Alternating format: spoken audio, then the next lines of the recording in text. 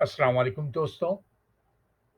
आज lecture number 53 53वां lecture है, जहां हम फ्यूचर इंडेफिनिट टेंस या फ्यूचर सिंपल टेंस का इंट्रोगेटिव यानी सवालिया बनाएंगे। तो आइए पहले हम इंट्रोगेटिव वन के उसी सादा जुमले को सवालिया बनाना, उसी अफर्मेटिव जुमले को सवालिया बनाना, जिसे हम हमेशा इंट्रोगेटिव वन के नाम से कहते हैं। सिंपल सा कायदा कि हेल्पिंग वर्ब को जुमले के शुरू में ले आए।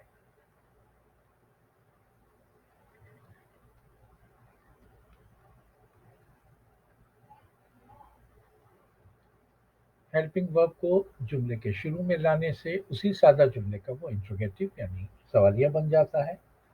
यहाँ हमें पता है कि हेल्पिंग वर्ब फ्यूचर इंडेफिनिट या फ्यूचर सिंपल टेंस में या हमारे पास शेल होता है जो आई और वी के साथ लगता है, या बाकी तमाम सब्जेक्ट्स के लिए विल लगता है। और इन सब का मतलब है गा, गे और गी। ये हम पिछले लेक्चर में पढ़ चुके हैं। तो आइए अब हमने कहा कि जुमलों के शुरू में सादा जुमला है आई शैल ईट एन एप्पल।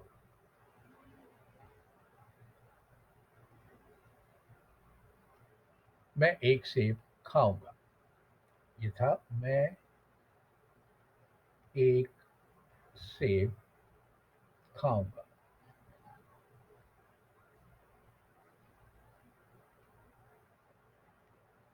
इंट्रोगेटिव वन हमने कहा इसी सादा जुमले को जब हम सवाल बनाते हैं तो फिर हमारा सवाल ये होता है क्या मैं।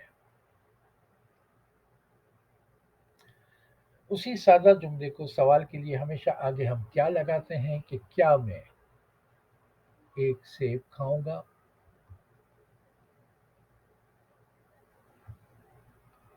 अब ये आ गया सवाल। रूल हमारा ये था कि हेल्पिंग वर्ब को जुमले के शुरू में ले आए। यहाँ शेल जो है वो हेल्पिंग वर्ब है। तो हमने कहा shell I eat an apple. क्या मैं एक सेब खाऊंगा। हम स्कूल जाएंगे। तो हमने कहा था कि वी शैल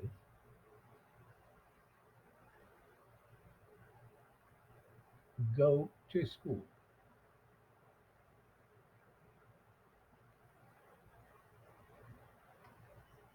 हेल्पिंग वर्ब है। हेल्पिंग वर्ब को फिर हम आगे ले आए सवालिया बनाने के लिए। Shall we go to school. क्या हम स्कूल जाएंगे। एक चीज मैं जरा सी यहाँ बता दूं कि इंग्लिश में शेल का एक और इस्तेमाल भी है। जैसे अगर आप शेल सिर्फ विल का नहीं, शेल का shell I eat an apple, क्या मैं एक सेब खाऊंगा, ये तो उसी का अफर्मेटिव से हमने इंट्रोगेटिव बना दिया। एक जब आपसे ये पूछना हो किसी को क्या मैं एक सेब खाऊं, तब भी हम यही बोलेंगे shall I eat an apple. क्या हम स्कूल जाएं, shall we go to school.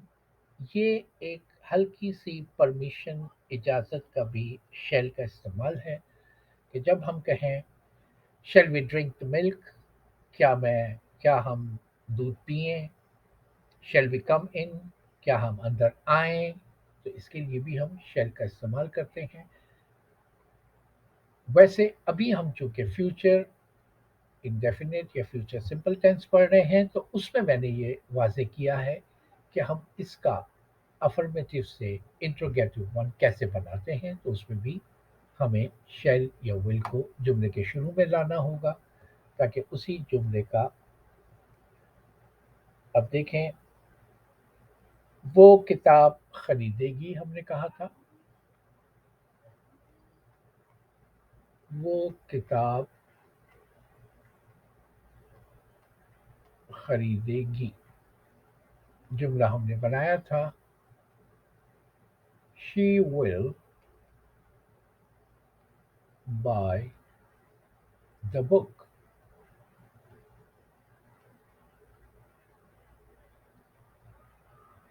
क्या वो किताब खरीदेगी,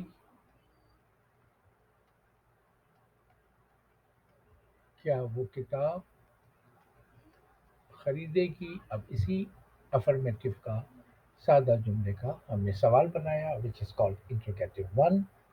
हेल्पिंग वर्ब को जुमले के शुरू में लाना है। Will she by the book, will she by the book, क्या वो किताब खरीदेगी, क्या वो आपके घर आएंगे। ये देखिए, क्या वो आपके घर आएंगे, सवाल है। अफर्मेटिव जुमला था, वो आपके घर आएंगे, they will come to your house. अब हमें विल को, जो कि हेल्पिंग वर्ब है, आगे लाना है। Will they come to your house, will they come to your house, क्या वो आपके घर आएंगे। बड़ा सिंपल सा है, जो हर टेंस में इस्तेमाल होता है कि हेल्पिंग वर्ब को आगे ले आए।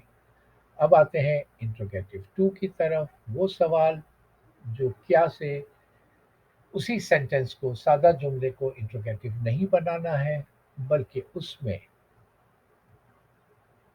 हम क्यों, कब, कहाँ, कैसे, सवाल इनसे शुरू होता है। जब इनसे सवाल शुरू हो तो ये सबसे जुमले के शुरू में लगेंगे। कायदा वही है जो पिछले हर लेक्चर में आप दे चुके हैं। उसके बाद हमारा हेल्पिंग वर्ब लगता है,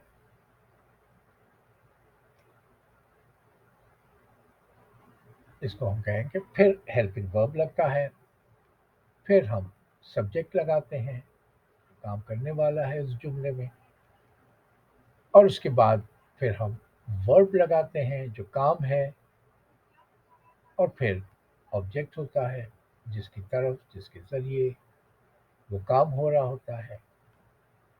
तरतीब हर टेंस में यही रही है और यही रहेगी। यहाँ एक चीज और भी हो सकती है कि आपने इंट्रोगेटिव वन का अगर जुमला बना दिया है, जैसे हमने बनाया था, क्या मैं सेब खा सकता हूँ, क्या मैं एक सेब खाऊंगा, shell I eat an Apple. अगर आपने इंट्रोगेटिव वन बना दिया है, तो उसी के आगे अगर आपसे कहना हो कि मैं एक सेब क्यों खाऊंगा,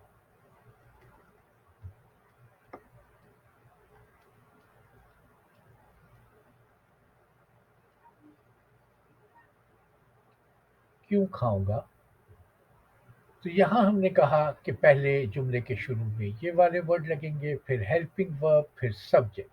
जुमले से पहले क्यों वाला लगेगा, व्हाई, फिर आया कि हम हेल्पिंग वर्ब लगाएंगे,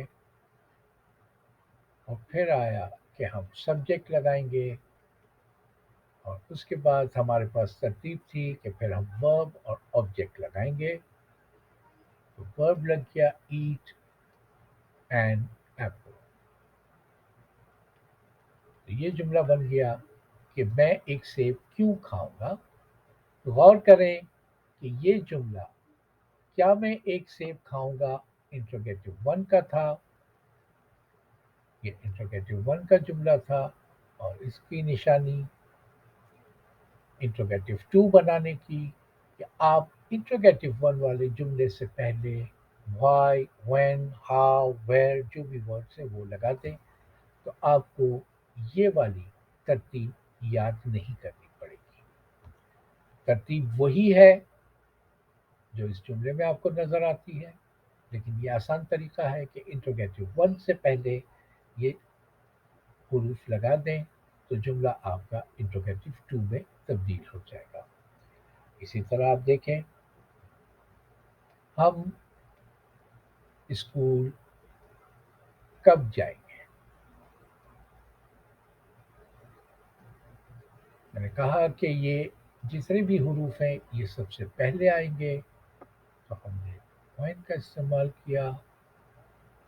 وین پھر ہیلپنگ ورب آ گیا وین شیل پھر سبجیکٹ آ گیا پھر ورب آ گیا پھر آبجیکٹ آ گیا. When shall we go to school. اب اگر آپ غور کریں گے کیا ہم اسکول جائیں گے کا یہ انٹروگیٹو ون ہے اور انٹروگیٹو ون سے پہلے ہی ہوتا ہے. ترتیب ہم نے رول کے حساب سے بھی لی جہاں لکھا ہوا ہے کہ پہلے جملے کے شروع میں یہ ورڈ آئیں گے پھر ہیلپنگ ورب پھر سبجیکٹ پھر ورب پھر آبجیکٹ. یہاں یہی رول بھی یہی ہے کہ پہلے یہ والے لفظ پھر ہیلپنگ ورب پھر سبجیکٹ پھر ورب پھر آبجیکٹ. یہ آسان ہو جاتا ہے جملہ جب آپ اس طرح دیکھتے ہیں کہ انٹروگیٹو ون سے پہلے لگاتے ہیں. اسی طرح وہ کیسے کتاب خریدے گی.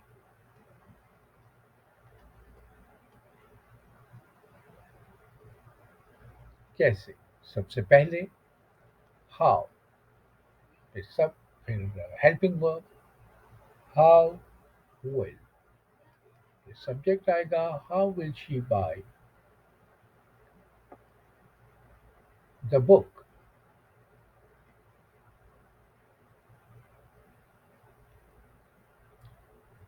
ول شی بائی دا بک کیا وہ ایک کتاب خریدے گی. انٹروگیٹو ون کا جملہ اس سے پہلے ہاؤ لگ گیا. تو اس طرح آپ کو یاد رکھنے میں بہت زیادہ آسانی ہو جائے گی. ہر چیز کو رٹنے کی ضرورت نہیں ہے. اب دیکھیں وائی ول دے